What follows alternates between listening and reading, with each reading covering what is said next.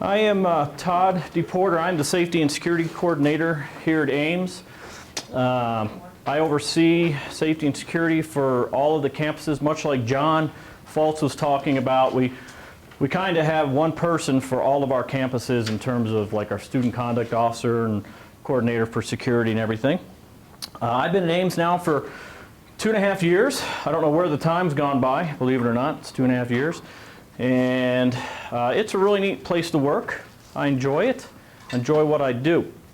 A little bit about my background. I'm a retired military guy. Spent 25 years in the Air Force as a security policeman.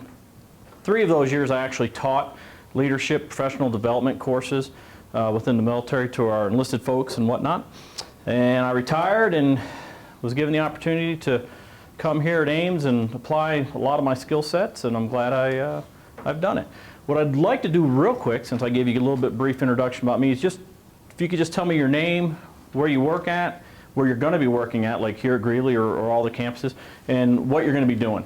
And I'll start over here because I'm right-handed. Emily, I teach Physics here on Greeley? Yeah. Okay, great, thank you. Kelly, I'll be teaching comm media here. Okay, great, thank you. Julie, physics here. Okay, great. Ashley, biology here. Okay, Katie, biology here, and Loveland. okay, 2 campuses, great. Samantha, I'm teaching statistics and Statistics. It's not really math. Okay. It's statistics. HR? Yeah, I'm George. Yeah. Medical billing and coding. Okay, great. Eric, aviation, specifically air traffic control in here. All right, clear the land. All right. Patty here, air traffic control, aviation. Okay, you're clear to land too. Just want to make sure everyone's clear. There we go. I'm Jackie, I'll be teaching accounting in Loveland. Okay, Loveland, great. I'm Kate, I'll be teaching American government here. Okay, great. Thomas, I'll teach English at Fort Lupton. English or Fort Lupton, so not here. Okay. Jenny, nursing here. Nursing, great. Zach, astronomy here. All right, astronomy here. Jeannie, nursing here. Okay, nursing. Elizabeth, nursing here. Okay. Eric, philosophy, Fort Lupton, and Lupton. So 2 campuses, not here. All right. I brought with me Deputy Heinz. He's going to get up and introduce himself in a little bit. He's going to start off with some of the emergency procedures and some of the ins and outs on how we operate here at Ames. And then I'm going to pick up and talk about the really what I often interpret as the biggest threat here. But before I start any of that, let me ask you a question. What is your biggest concern here in terms of safety and security? At night, getting in cars. So, like, that's always been something for me. Okay, getting to your car at night, teaching at night, sure. Okay. We take that very seriously, very important as well. We're going to share some information on how to help you with that. What else? Shootings, I have to read. Yeah, shootings. Let's call it what it is, right? Let's get it out there because the reality of it is before our semester's over this year, there will be a shooting at some college or school somewhere in this country.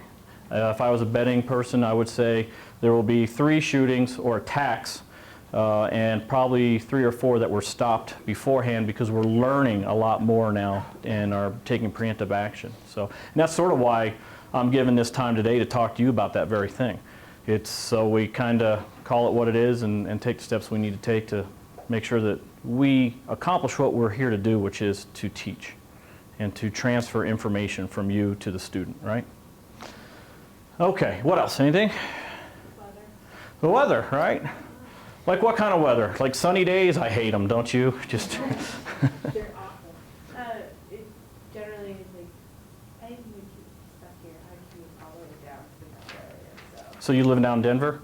I hear you. I live in Cheyenne still right now, so I commute down 85. So I'm constantly watching the weather, So, and we're going to talk about weather a little bit and what to do and the things that we have in place. It was mentioned before we started about how much money and effort we have put towards safety and security. And I interact with a lot of different colleges here in Colorado. And it is amazing to me. I work with the Colorado School Safety Resource folks, and we meet once a month, and it really is amazing after all this time to still see colleges and some K through 12 schools struggle to come up with plans for crisis, even though this state makes the news about once a year for some sort of incident. Everything from Columbine to Arapahoe. We always seem to be in the news. So what I hope to do today, what I hope to have you leave with is some questions to those answers or answers to those questions that you brought up, right? I'm hoping you leave with more questions than answers. That's the only way I justify my job, my salary, if you guys have questions. One thing I also want to point out is we work very close with John Foltz, who you talked to a little bit, and the Dean of Students office. You'll find that here. I'm hoping you never have to experience any situation to where we have to deal with a student or the collateral surrounding a student, the people who sometimes make their way on campus because they're trying to find a student. But if you do, I think you'll find that we have a pretty sound system here. It's not perfect. We can't anticipate. We can't mind read. But we do sometimes take steps that some folks will say, well, isn't that a little overkill? And you know, we'll work with you on those. At the end of the day, the Dean of Students has a final determination on what happens with the students. So we'll go from there. What I'll do now is I'll turn it over to Deputy Hines and to Dan, and I'll push the button, and he'll go over a lot of the different tools. I've given you some handouts. Some of the information we're going to cover on the board is also in the handouts. Feel free to ask questions as we go along, and we should be good. I'm Dan Hines. Been with the Sheriff's Office for 13 years. Prior to that, I spent 20 years in the transportation industry, working for the Teamsters Union. Been with here at Ames now for 7. I was here when the Sheriff's Office actually started the contract with Ames. Les and I both have been assigned for the last 7 years. And we've had the exciting adventure of starting with nothing and starting to build through Todd and his previous predecessors. We came a long ways from when we started here 7 years ago to where we're at today. So I encourage you to have the security number dialed into your phone. Les and I both have cell phones. You can get a hold of us through the security number. My number is out there. 590-0415 is my cell. I normally work 2 to 10. Les covers the day shift 7 to 3. We are in charge of all the different campuses, so we go to Loveland, Fort Lupton, Windsor. If there's an issue, we respond. We have a very close working relationship with Larimer County Sheriff's Office as well as Loveland PD. So. And these numbers, most of them are in that trifold we handed out there. Somebody mentioned a concern they have about night, about getting into their car. Call that security number, and we would be more than happy to provide an escort. If my security guard's tied up, he'll call me and I'll show up. That way we can come out and make sure you get to your car safely. Yes, ma'am. Can we call at least 30 minutes before our class is over, or we can call at the beginning of the class? That would be great. As much notice as you can possibly give us would really be helpful. So again, we're here for your safety.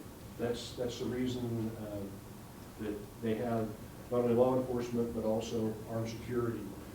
We have a saying here: if you see something, say something.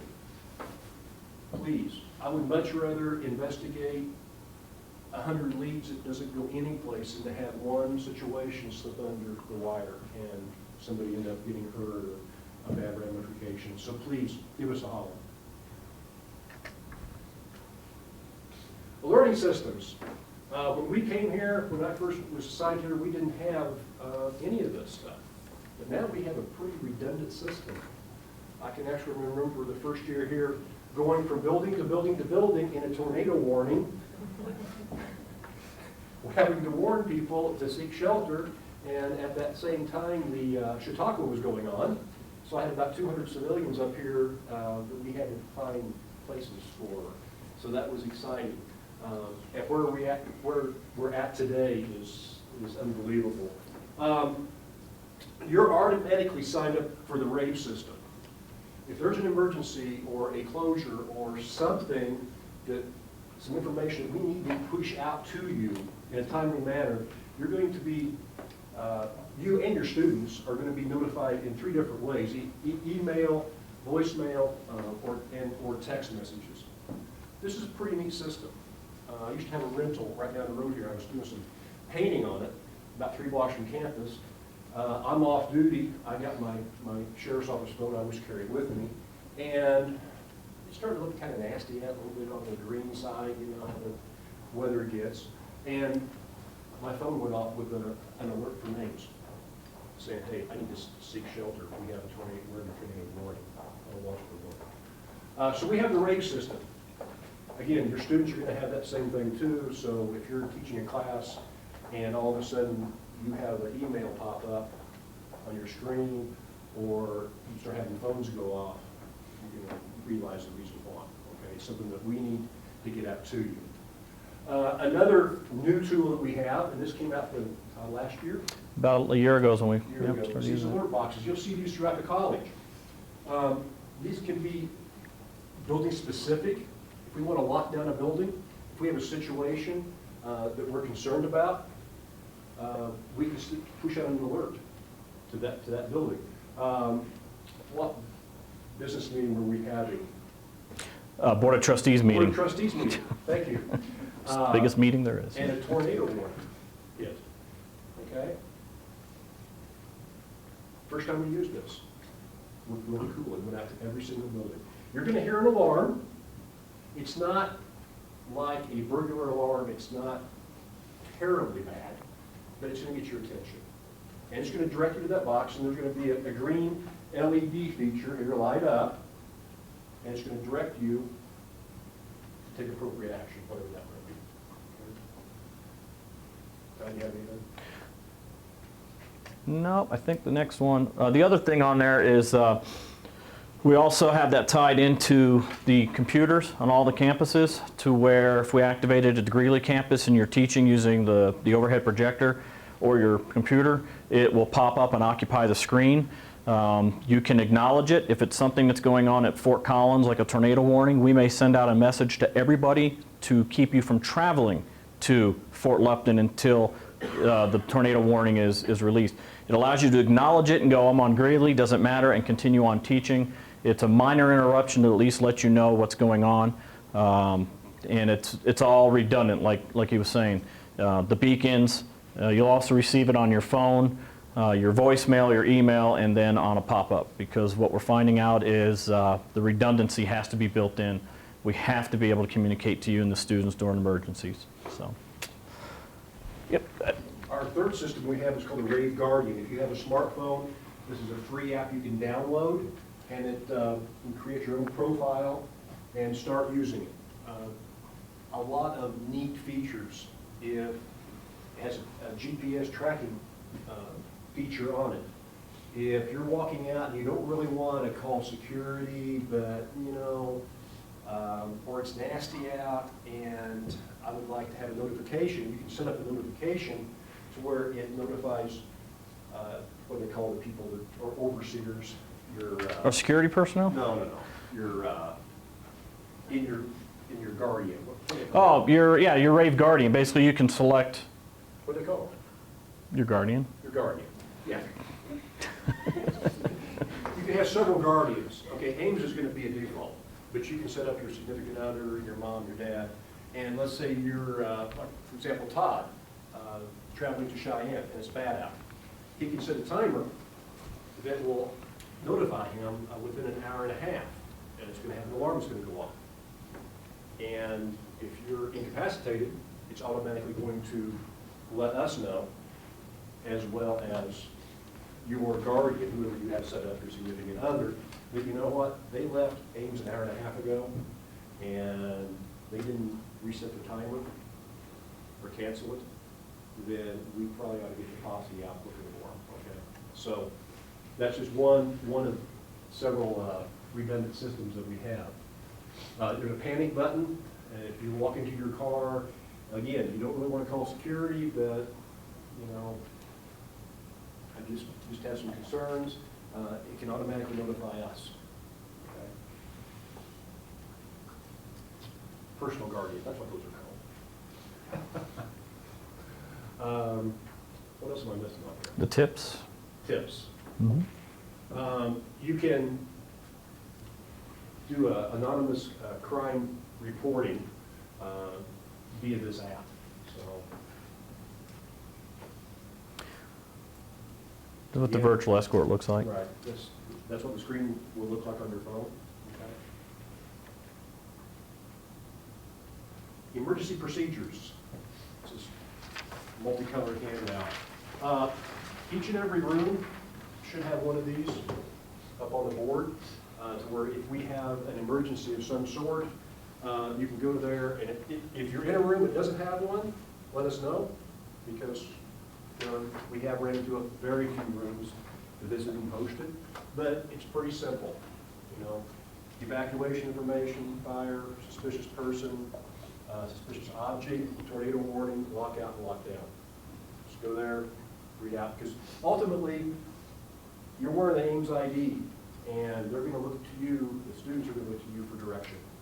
So kind of be familiar with that. It's a really good idea.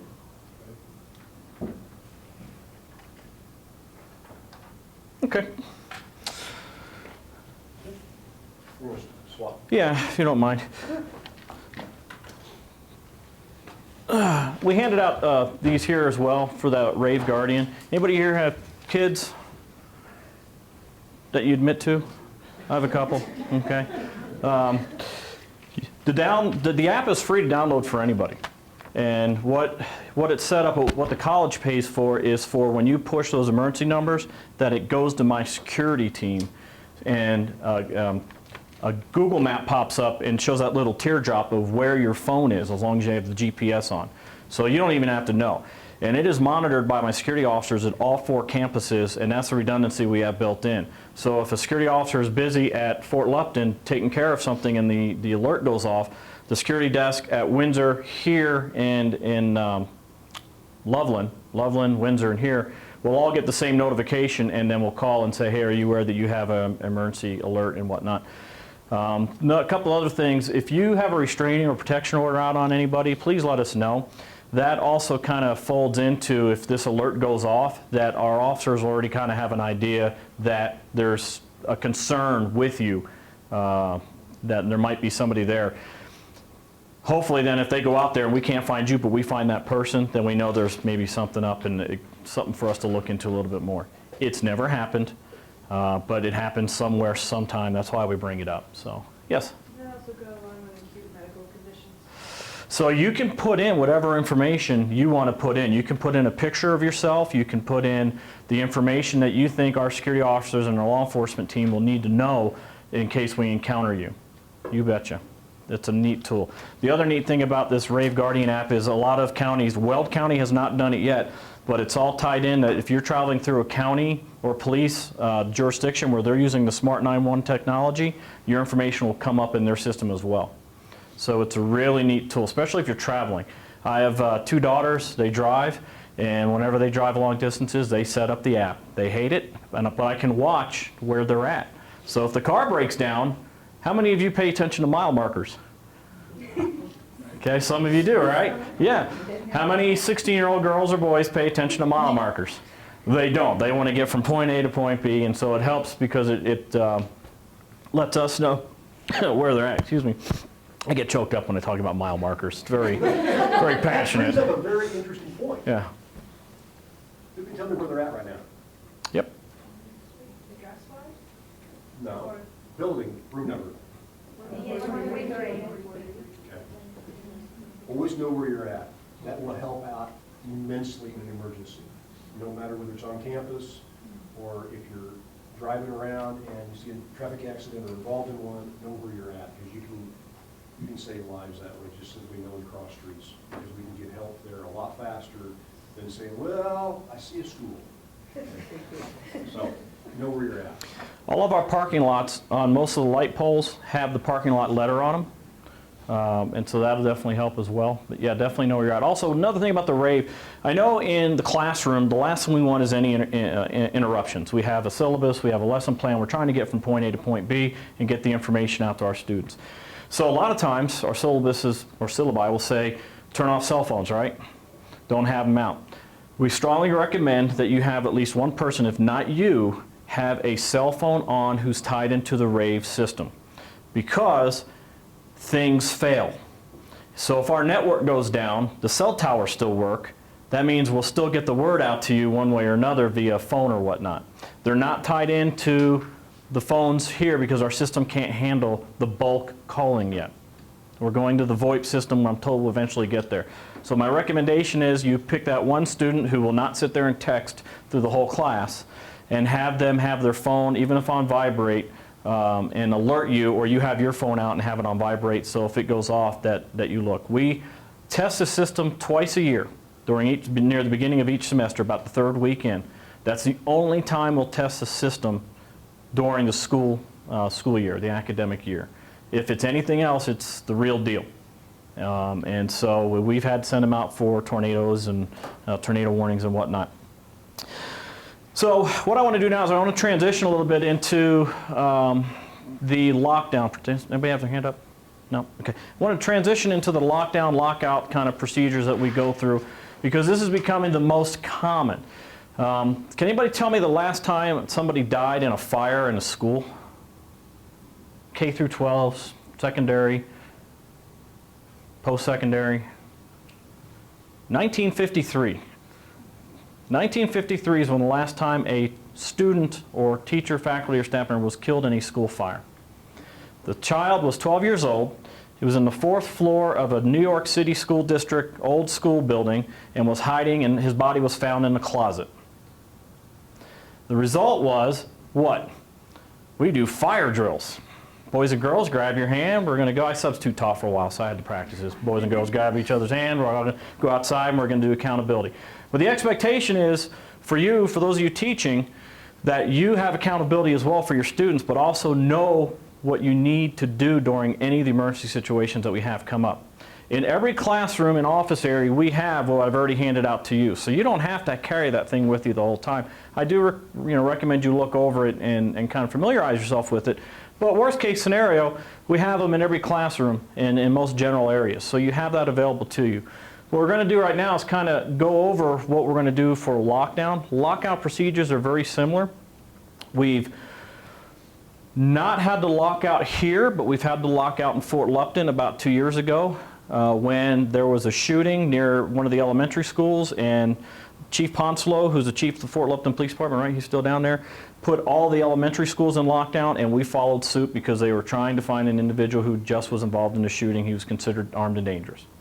So we actually did a lockout. I shouldn't say lockdown. We allowed people to leave. And keep in mind, most of where I hear most of you will be teaching are adult learners. Most of them will be over the age of 18. Not necessarily all of them, because some of you may have some of the high school program kids. But for the most part, if someone wants to leave, we cannot stop them from leaving. We can just stress to them that they shouldn't leave. And understand that those folks may jeopardize your situation if they're trying to get out. A lockout means nobody comes in. Okay? Maybe a loose rabid dog running around, or a situation like I just mentioned where the police are looking for somebody. They're not going to put us necessarily in lockdown, but you can leave, but we're not going to let anybody in. And we may be checking IDs at the door, so I always recommend you hold on to these and have these available. Which brings me to another thing. Most of you are going to get one of these, right? Oh boy, I hope so, right? You're going to get something that identifies you as working at Ames, though, right? Even if you're up teaching at the class. What do you think that means to your students? Probably safety and identification. Yeah, you're in charge. In case things go south, you're in charge. And you know that already, right? Because you're teaching the class. But when it comes to a crisis or an incident, they are still going to be looking at you like you're in charge. And so we want to make sure that you're armed with the information you need to execute being in charge. Okay, not get anybody injured any further. You could be walking down the hallway and a student may come up to you and go, that beacon thing's going off on the wall, what am I supposed to do? And you may have to stop and go, oh, let's go read it, let's find out. Oh, hey, we're in a lockdown, or there's a tornado warning. And what are we supposed to do? So what I want to do now is I want to turn the lights off, and no, you cannot put your heads on your desks and go to sleep. I'm going to show you two videos. The first one is the Navy Yard shooting that occurred early last year. I think maybe it's been 18 months now. An individual named Aaron Alexis. Just to give you a little bit more about my background.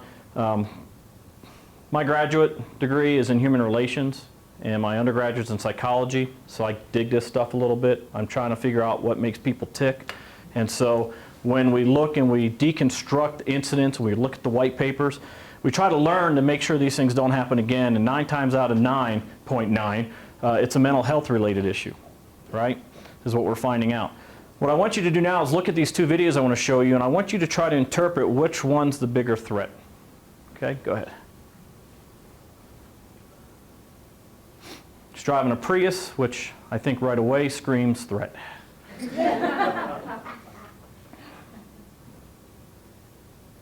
This is CCTV footage from the cameras within the building.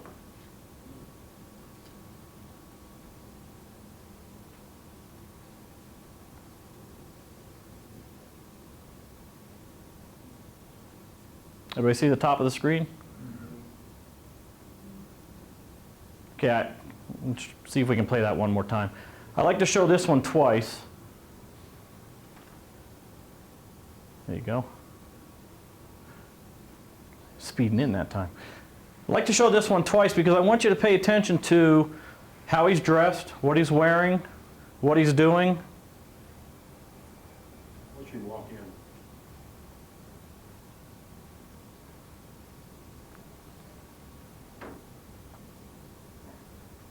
Right there, he's walking in. Has his ID, like everybody else. Not just one, but how many? 2. He really deserves to be there. I mean, he got 2 IDs. How's he dressed?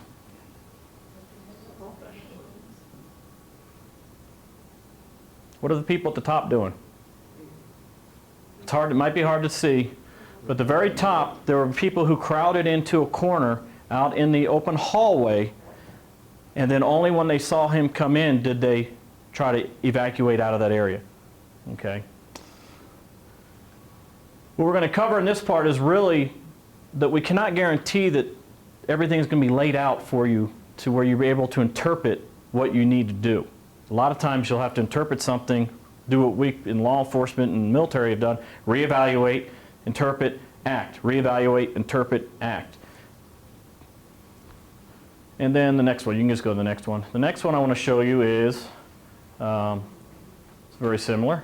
This one has sound to it though. In case you were asleep, wakes you up a little bit. An alleged serial bank robber known as the AK-47 Bandit has struck again. The FBI needs your help to identify and track him down. The FBI is working with law enforcement officials spanning 3 separate regions in the western United States. Very important to us that we're able to stop this guy before he causes any more physical harm to people. I'm Molly Helpern of the Bureau, and this is Wanted by the FBI. The unknown armed bank robber hit up the Chase Bank in North Bend, Washington on July 6th. He's linked to 2 other robberies in Los Angeles and Sacramento back in February and March. I'm Sandalo Dietrich, is the spokesperson of the FBI Seattle Division. We think it's the same guy because of similarities in his methods, particularly the fact that he was armed with an AK-style rifle and he also was wearing a full-face black ski mask. A reward of up to $20,000 is available for information leading to the suspect's arrest. To report a tip, call your local FBI office. For pictures and video of the suspect, visit FBI.gov. Okay, so who's more dangerous? Who's more of a threat? The guy that looks normal? Yeah, and so, like I said, it's often not easy to interpret what the threat looks like, and you really have to kind of determine what's going on when we have a stranger in the building who's intent on doing harm. It could be an estranged spouse coming to do something to their spouse at work or cause a problem at work. It could be a student who's upset because you failed them, right? By the way, that's something I always told my daughters, never come home and say that your instructor failed you, because your instructor did not fail you. You failed to meet the requirements and objectives of the class, okay? But that's some of the things we're dealing with students, isn't it? So you never know who's going to come back for what. You never know what's going to escalate into what. It requires a different mindset now in terms of identifying and reacting to threats. And here's the great news. We're getting better. If you've noticed, unfortunately, we still have some of these trends occurring, but the number of victims from like Virginia Tech, where 39 people didn't go home, to Arapahoe, where 1 young lady didn't go home, you look and you see that things are changing in terms of learning. Has anyone ever been exposed or had any training in what we're talking about right now? A little bit? Okay? But this is why I'm giving this time, because the reality of it is, besides just the tornadoes and the blizzards and the snowstorms, these are the other concerns that, that we have inside. It could be, George here is from HR. We've had folks get fired, and how many people like it when they get fired? Some do, because they're trying to get fired and they get a great, compensation package on the way out the door and take the next 2 months off. But the reality of it is, if you care about what you're doing, you really don't want to get released from what you're trying to do. Here's what we know about them. You see this on the news. It's not a new phenomena. No geographic region is excluded. Colorado seems to draw these types of incidents between Arapahoe and Columbine. We had an individual that, what's his name? Luke, what's his name? The kid at Fort Lupton. Oh, Clint. It was like Clint Eastwood something, but we had a young man associated with Ames who shot and injured 2 young ladies at a school in Denver about 4.5 years ago, that he had been doing dry runs at the Fort Lupton campus. Okay. The newspaper actually listed him as an Ames Community College student. I want to say Eastwood. Eastwood was his last name, because I thought how relevant that was. So we're hoping that was our one connection. But hope is not a plan, and that's why we're talking and going over this. Next slide, please. Basically, this is Cho. He killed 32, not 39. I misspoke. 17 others. Anybody know about this story? Yeah, we remember it from the news. Do you know that he shot and killed 2 people earlier that morning? And that the college had decided not to go in lockdown? It was in the residence halls. They thought it was a dispute between 2 people. And 3 hours later, he came back and did his shooting in a building that he didn't even have classes in. And he is a reason now why we are designed the way we are within colleges and universities, with school counselors and mental health and the off-campus and on-campus connections in trying to identify those students who need extra help, particularly in the mental health area. He's an interesting story, but he's one of the reasons why we do what we do now as well. Next slide, please. Fruco Eastwood? Is that Eastwood? Yeah. Remember, it was Eastwood. You can Google him. Yeah, Fruco Eastwood. Yeah.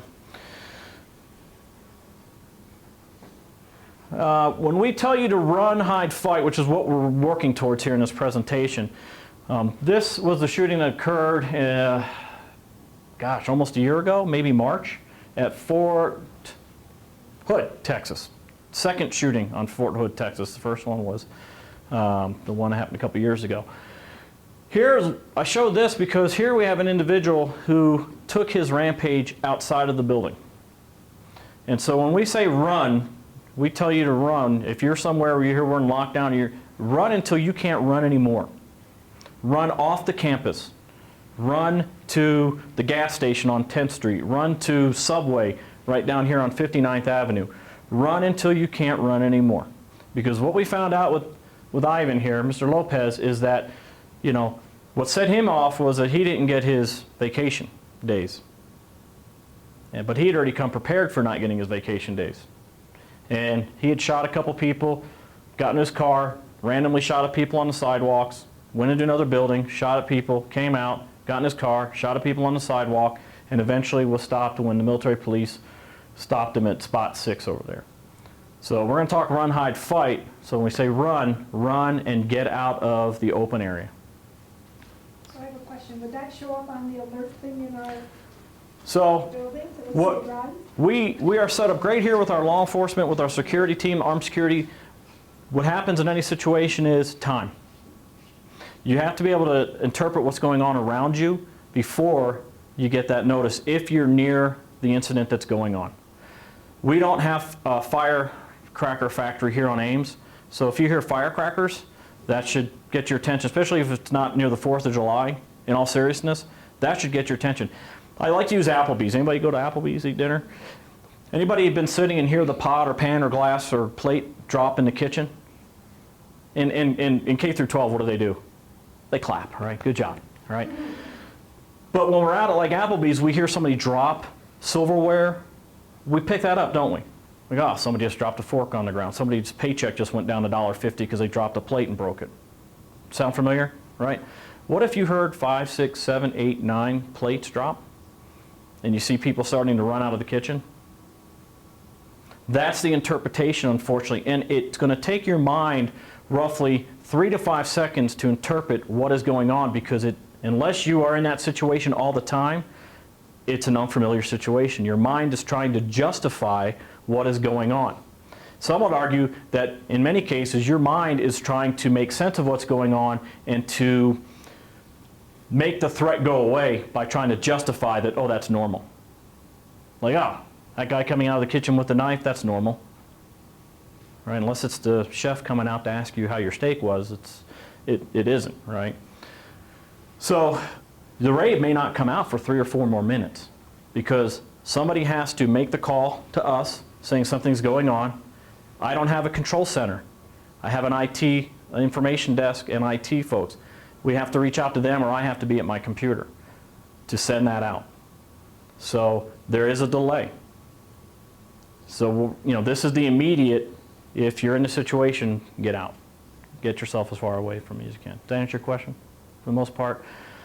I'm not sure whether I should run or hide. Well, and that'll be open to your that'll definitely, yeah. You know, it's not black and white. I wish I could tell you.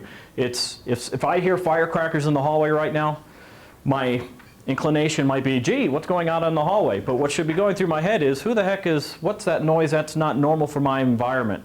I need to investigate, but be ready to initiate a lockdown. And when you sit down with your students for the first time and go over your syllabus, you might want to talk about emergency procedures. You might want to say, well, the nearest fire extinguisher is right out here in case there's a fire, if somebody could grab that. It might be, hey, by the way, the default for our doors at Ames are in the locked position. If I close this door right now, it should be locked. Okay, that doesn't always happen because you can unlock them. But the default is when the door is closed, it's locked. That provides that first layer of stopping someone who's not supposed to come in from coming in. And yes, we have some nice glass doors, and we're going to talk about barricading here as we speed this up a little bit. But I might say to you, hey, if I tell you we're going to lockdown, would you please grab that door and close it? So if I'm over here and I hear firecrackers, I might look at you and say, hey, close the door. Or I may just come over here and close the door. It's how you set your class up. Here's the other thing, by the way. This might sound like, geez, over the top. You'll find that most of your K through 12 students are already knowing what to do. We've ran drills. We run drills here. And in some cases, the instructors are being guided by the students on what they're supposed to do, because they're already doing it in the K through 12 schools. So, next slide, please. And that was his shooting spree. Next slide. I'm gonna show you the video. I think we have time. Okay, let's go ahead and click that video right there. This is Robert Hawkins. This is the Omaha mall shooting that occurred. Almost just over 7 years ago. And I'll go ahead and click again because I think the bottom. Yeah, there we go. This is CCTV footage. This is Mr. Hawkins walking in one of the entrances of the mall that morning. And what's funny is his behavior caught the attention of the security officer who was monitoring, because he's zooming in on it. But his behavior is what caught that attention. What's this kid doing? Maybe initially it's this kid going to try to lift some property. It's Christmas time, do a little shoplifting. Is he looking for somebody? Is he looking to hang out with some friends? Here he comes back in about 10 minutes later or so, and he's going to get on the elevator and go to the second floor of the Macy's or whatever shopping store that was. See anything different about him? I know it's hard, it's blurry, and some of you are farther back. He's not holding his arm out yet. Not holding his arm out. Yep. So his behavior's changed, and boy, he just went straight in that elevator, whereas before his behavior was a little different. What I want to do now is kind of go back to what you talked about a minute ago, your question. I want you to now watch the behavior of the people in this general area. Because remember what I say, 3 to 5 seconds, right? For people to kind of interpret what's going on. It's Christmas time, Christmas music playing through, and here this lady, she hears something, it grabs her attention to the left. She's just kind of ignoring it because her mind is saying there's nothing wrong here, keep going. Next person looking, I don't know, that doesn't sound right. This is Christmas time. Why is someone setting off firecrackers and whatnot? I don't know. I think I'm going to leave. Next lady says, I'm not sticking around, and now everyone's starting to run, which is causing everybody. And that's what we also rely on sometimes. We rely on other people's actions to spark an action in us and to validate the danger of the fight or flight. So it really is kind of an interesting phenomena that we're starting to learn a little bit more about. And then this guy is just, notice by the way, and this is an unfortunate incident, but someone made, hey, people are still holding on to their gifts. What happens when we go into fight or flight? Our muscles constrict. And so they're just running. They probably don't even realize that they have the bags in their hands. Okay. So here's a nice little FBI demographic and why we spend a little time with you. How many people know we have a high school program here at Ames? Yep. We have the Pathways, we have the GED program, and we are about to introduce the high school program as well. So the other high school program we have is for the kids who've been pretty much kicked out of every other high school. This is their last chance, unfortunately. So when we look at our demographic of violence in our schools, it's a high percentage, according to the FBI stats. So we do take anything you tell us that sparks your concern seriously. We don't brush it off and go, he's 16 years old. What are you worried about? We'll look into it. And that's where, again, John Fultz comes in and whatnot. Next slide. Okay, basically, active shooter situation. This is pictures from Arapahoe. Notice how they're dressed for a nice December day, some of them, because they were in gym, possibly. But a lot of them, if you remember the footage, didn't have time to grab their coats. Once the police came in and evacuated, they had to go. Nobody had time to grab anything. And the accountability, the whole thing took into effect. Next slide. There's only been one case within the last 8 years or so where somebody who discharged a firearm in a school in Atlanta was talked out of his shooting spree by the receptionist or the staff assistant at that high school. And I can't remember her name, but she had called 911, and it's all on the recording where she's talking to him and he wanted to die by cop that day. He fired off a couple rounds, didn't kill anybody, went into the administrative area, and she started to talk to him and say, things are going to be all right, I have gone through a divorce, I know how it is, blah, blah, blah, blah, blah. Anybody remember that particular one? That is the only case to date that we know of, like in the last 8 years, to where someone's been able to talk somebody out of a shooting. And I would tell you that that young man did not go in like Adam Lanza or Klebold and Harris or Cho, intent on creating carnage. So what we recommend is try to interpret best you can, whether you're in a hostage situation or an active shooting situation. If you hear firecrackers and smell sulfur and gun smoke, you're in a shooting situation. Okay? Do not try to talk anybody down or out of what's going on. There's just too much history showing that it doesn't work. You have a right to go home. You're here to teach and exchange information and to make our students better than one before they came in your class, correct? Right? Not here to collect a paycheck, right? Keep that in mind. You have a right to survive, you have a right to go home. And there's a couple other stories I'd love to share with you, particularly about September 11th, but time was running short. So next slide. And you guys can all read. Next slide. So we're going to get into the run, hide, fight part. That's Cho right there.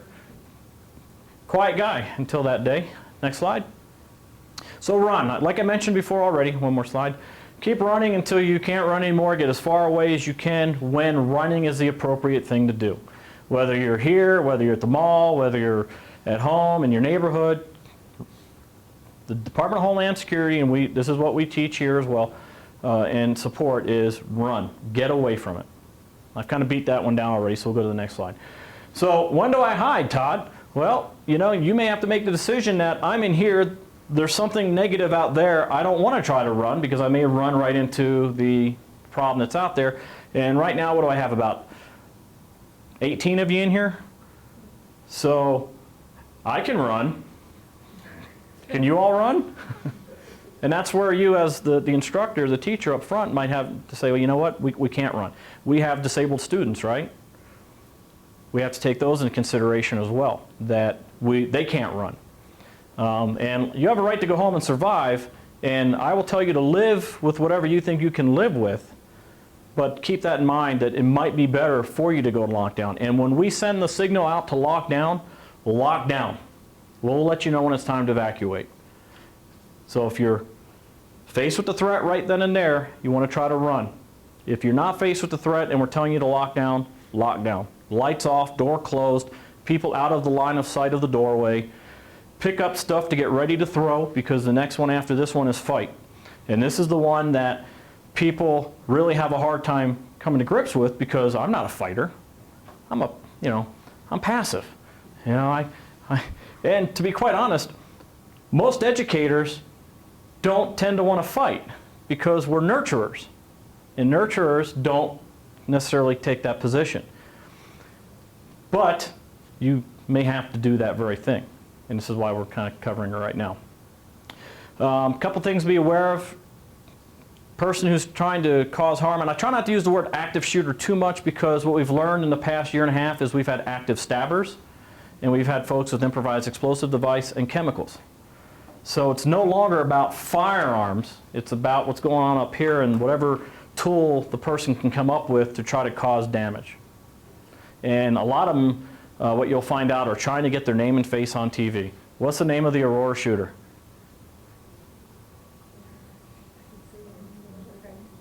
First name's John, right? John Holmes. Red hair though, right? And remember the red hair? Okay. All right, next slide, please. Okay, this is the fight part. And this is the part where HR always starts to get a little nervous. George's like, oh, here we go. Because again, what we're talking about here is your survival in the worst case scenario. Now, what we found out also is if you have a classroom of people, especially adult learners, you outnumber the person who's trying to get in. What we found out in Virginia Tech is that when Cho walked into the classroom, much like this, he walked in and went bang, bang, bang, bang, bang. What do you think everybody did? They did what was natural. They went and tried to get to the farthest point in flight from the danger. He left, went down the hallway, came back in that same room. The instructor was dead and some students were dead. Students are trying to figure out what's going on their cell phones. He comes back in and starts to shoot and kills another, I think it was 32 total, 7, so 25 people, and injured like 17 more. It's like 49-1. And so could they have overpowered them? Yeah, most likely. So what we tell you, and I teach this to K through 12. I do a 2-day seminar here for K through 12 teachers and administrators. And I've had kindergarten teachers go, what am I supposed to do? Well, what did Adam Lanza do? Did he care how old those kids were? He didn't, right? They were first graders. You may say, hey, boys and girls, if you have little ones, if that bad man comes through the door, I'm going to charge into him, and you all are going to run out that door. Can that work with adult learners? Hey, everybody, if that guy comes through the door, who's with me? Because I'm going home tonight. And you may get 2 or 3 people going, yeah, if he comes through that door, we're going. Sometimes I call it the classroom general philosophy.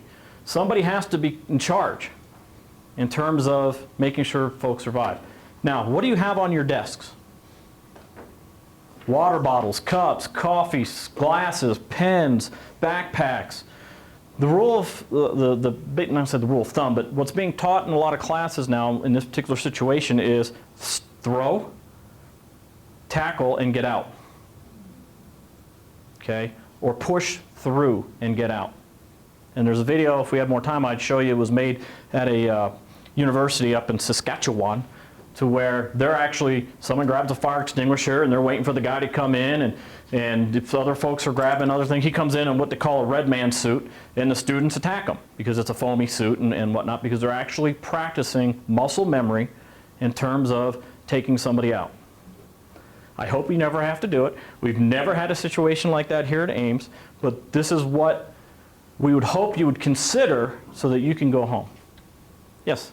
So at UNC, you have a red button when you're teaching there that you can press it Mhm. when there is a shooting going on outside. Mhm. It locks the doors and the police department get notified and the lights all go off. Mhm. Do we have it here? Not yet. Okay. Not yet. That would be great to have. We are better off than a lot of community colleges, but we're not set up like universities or four-year colleges that have a police force on campus. They have a control center. They have someone watching cameras, watching alarms, and be able to react to that. But that is something that we've looked at before. And if you see our Board of Trustees members, you might want to thank them. You know, I know most of you maybe are new, but they're the ones who fund these programs. You know, that rave system that we have, the beacons, was quite expensive. We spent more on that than some schools will spend on security in 5 years. So we're very fortunate to have the funding and their support to do that. So commit to your actions. Commit to your actions. If you're gonna, you know, you may be scared, nervous, shaking, or whatnot, but if you're going to engage and try to push through and get out, commit to them. If you decide to back off, you become vulnerable in that type of situation, and you know, unfortunately, put you in a precarious situation. Any questions on that? Whatever you have available, use it. And if you lock down, real quick, I'll get to you. If you lock down, feel free to use our sturdy desks to barricade the doors. What they have found out from all the white papers and the research that's been done up to this point, nobody's ever gotten into a barricaded or locked door in a shooting. Everyone that has ever been in a lockdown situation has actually survived. It's the folks that were caught out in the open or were caught, somebody walked in and somebody left the door open, like in Sandy Hook, for the classrooms. He shot his way through the glass. They actually had a decent entry system there. So, yes, ma'am. Isn't Ames an open carry campus? So, Ames follows the Colorado statute, 18.24.1.6 or whatever it is, that you are not allowed to open carry on a college campus anywhere in the state of Colorado. However, you can concealed carry as long as you have your concealed weapons permit. If it comes to our attention that you're carrying a firearm, obviously, most likely, unless someone's trying to get you in trouble who knows you carry concealed, if it comes to somebody's attention or you see it in the classroom, do not hesitate to give us a call. Because at that point, it's no longer concealed, and we're made aware of it. And that's where the deputies will look into it and run from there. On the concealed carry, I have just heard in talks like this before, that there are quite a few students that do, Concealed means concealed, concealed carry. plain and simple. Yep. But, And if it's not being concealed, it's an issue with law enforcement. but in a situation, an active shooter situation, as the chief of the classroom, if you might want to say, I mean, would you be advisable? So I'm going to get on my political soapbox now and say, do whatever you need to do to go home. Keep in mind, though, police do not know who is carry concealed and who is a regular student. They don't know if it's a one shooter, two shooter, three shooter. They don't know if the second shooter decided that they weren't going to start shooting, so they dumped their gun and wanted to meld in and try to get out when everyone's trying to get out.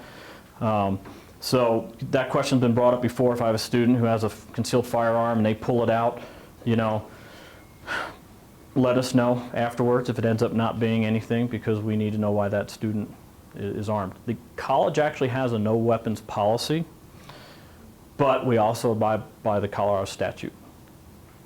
So do what you need to do to go home. Get right to you, yeah.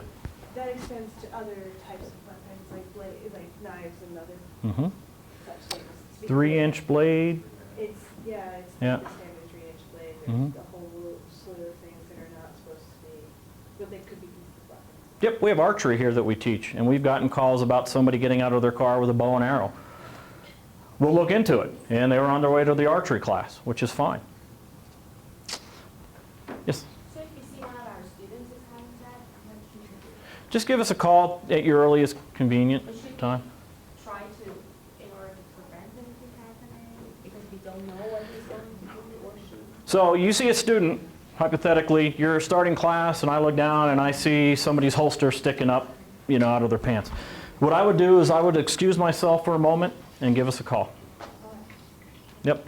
Don't draw attention to it, but get us on the way so we can at least look into it. Don't engage the student. Don't ask the student to step out. Just excuse yourself and go make the phone call. Okay? Any other questions on that? Just wrapping up, just understand if we're ever in a lockdown situation, we could be in a lockdown situation for anywhere from 30 minutes to 4.5 to 5 hours. The SWAT teams have to come in and clear room by room. And again, if you remember Arapahoe High School, they had all those kids come out and they had them lined up and they were all being searched and then shuffled off into another holding area. Most of your students will be adults, so I'm not worried about reunion with parents unless they're under the age of 18. And if you have any of those students, just be aware that we're going to be coming up to you going, so is everyone accounted for? Because let's say we decide to evacuate, we're going to come up to you and go, is everyone accounted for? I don't know is not a good answer. If it's no, it's no. If it's yes, it's yes. If it's no, we'd like to know who's not here. Is somebody locked down in a bathroom, in a closet? Just 20 questions have to be answered. But for the accountability wise. And I'll leave you with this final thought. I've gone over, I apologize, Shannon. It used to be that post-secondary education institutions were kind of hands-off. They were ran internally. There was very little oversight by the Department of Education in terms of how you run your colleges and how you do things. K through 12, on the other hand, you have school districts, you have states, you have all that definitely direct how those agencies operate for the most part. There is now and think about this because you see it on the news, there's now an expectation that we provide the same level of security and accountability and safety for our adult learners as K through 12 schools do in locus parentis for their students, where they actually have parental guidelines they have to follow while they're in possession of those students, right? That expectation is now at the collegiate level. And so I could use your help in just making sure that if we have to do a lockdown or a tornado warning or anything, that you give us a call or that you follow those guidelines that we give you, and that in any other case, give us a call. John Foltz and I work together, as well as the Dean of Students. We work a lot of the same cases. They overlap. We have this new Violence Against Women Act that has been implemented in the schools, of which we now have to, like John was talking about, we now have to look into sexual assaults, domestic violence, stalking, and dating violence for on or off-campus incidents. The college now has to provide services and support in those situations where they weren't having to do that before, by law. So the terrain is changing in terms of the expectations for us. Any last questions? Appreciate your time. Welcome to Ames. Hopefully I didn't overly scare anybody. We do offer training. If there's anything that you want to have training on, or if you want to have a more in-depth lesson on this for your peers, your students, we do identity theft, we do workplace violence, we do classroom management classes, de-escalating violence in the classroom as well as in general. My website is under public safety off the main page. Everything that we talked about here is on that web page. You're like, gee, why didn't you just tell us that an hour ago and we would have been done, right? So appreciate your time. Anything else? Nope, great, thanks.